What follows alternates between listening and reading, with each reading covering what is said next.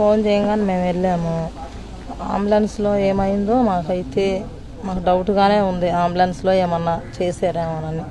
పోలీసులు వచ్చారు, వీడియోనే చూపించారు మాకు వాళ్ళు. మరి లోకేష్ గారు పంపించారు, మేము కూడా మీ ఎస్సీలమే అని చెప్పారు, మీ కులస్తులమే అన్నారు. వాళ్ళు వచ్చేలేకే నాకు అసలు భయం వేసి మేమైతే ఏం చెప్పలేదు. తర్వాత లోకేష్ గారు పంపించారు అని చెప్పారు మాకు. మమ్మల్ని ఎంత ఇబ్బంది చేసి ఎంత మాట్లాడాలన్నా కానీ మేమైతే ఏమీ మాట్లాడలేదు. లోకేష్ గారు వాళ్ళే చాలామంది 50 మంది దాకా మా ఇంటికి వచ్చారు. చెప్పేశారు వాళ్ళు, మేము లోకేష్ గారు పంపించారండి మమ్మల్ని అన్నారు.